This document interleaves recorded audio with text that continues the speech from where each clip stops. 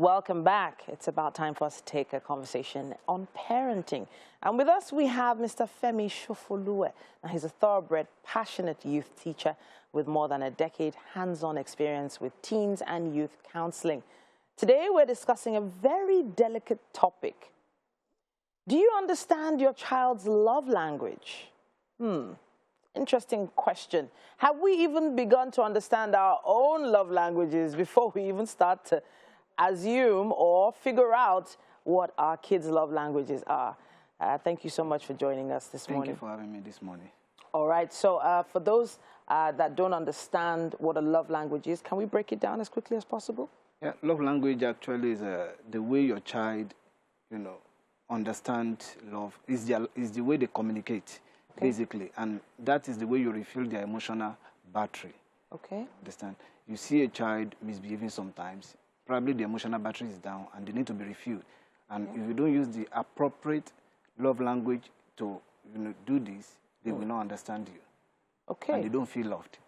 So for adults, we've begun to, have a lot of discussions on love language, spouse to spouse, partner to partner.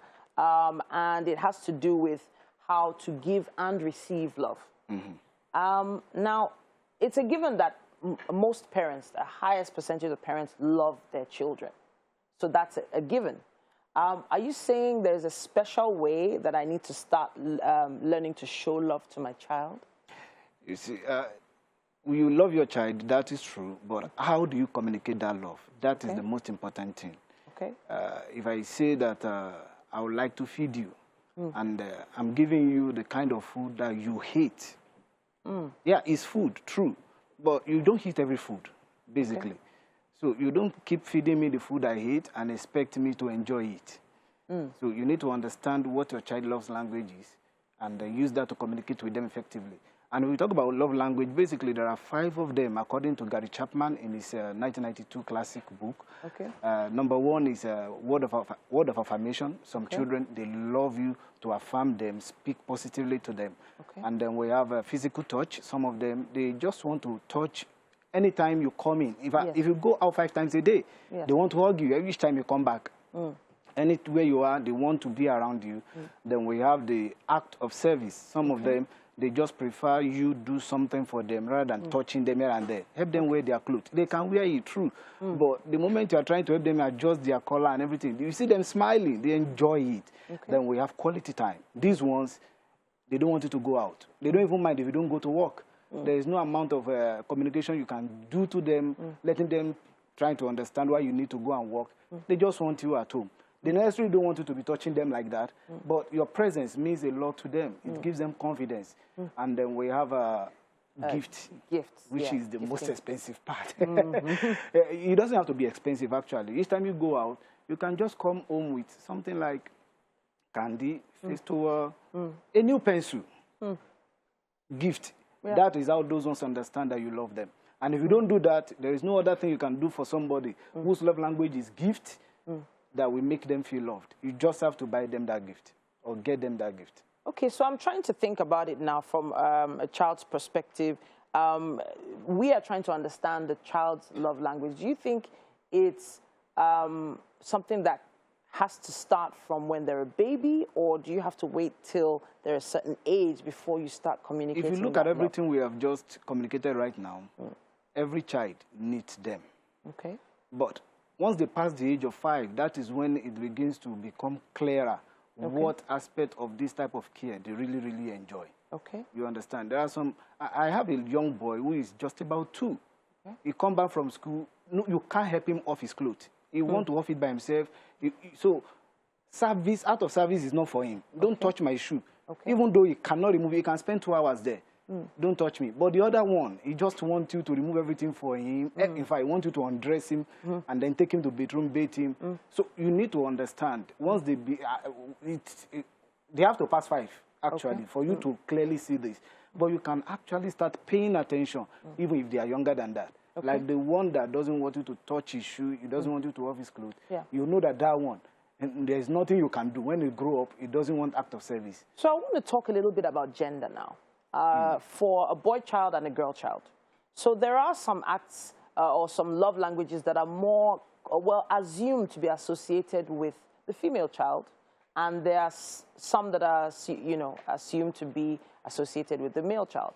There's a way parents, especially in this part of the world, have been made to communicate with the male child.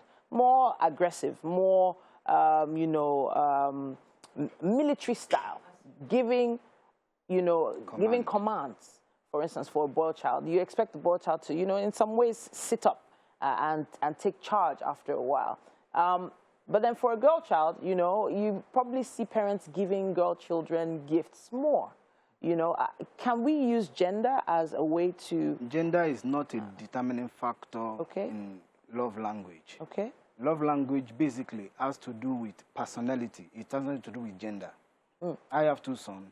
The first one wants to be touched, want word of affirmation. Anywhere you are, it just wants to be around you.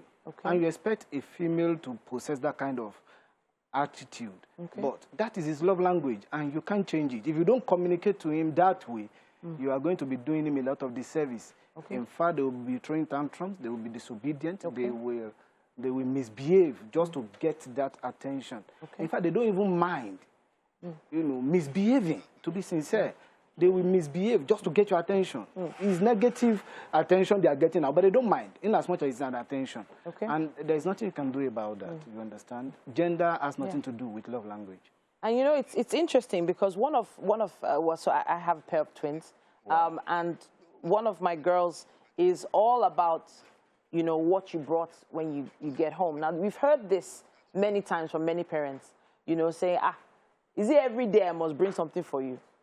But there's the other one doesn't really mind. She just wants to, you know, have contact. So you're basically giving us an outline of what each child needs. So it's very, very possible that different children in the same family have different types of love language. Definitely. And you see, if your child love language is gift, please don't break a bank. Let me just give you a very good tip. You don't need to buy a $5,000 jewelry for somebody. In fact, it's not the gift they appreciate. It's the fact that you are bringing something. So you can break $5,000 down into 500 places. That is $10. And you can use $10 to buy a gift for somebody for the next 500 times you are missing them. And that means a lot to them than somebody who buy them a $5,000 chunk gift at once. I have to say thank you so much for coming to talk to us on this. Now, hopefully this has been a good enough guide for you to maybe figure out what your children's love languages are. Please use our hashtag WakeUpNigeria on TVC. Communicate with us, and hey, maybe we'll be able to help you out a bit. But MM is on standby in the kitchen at this point.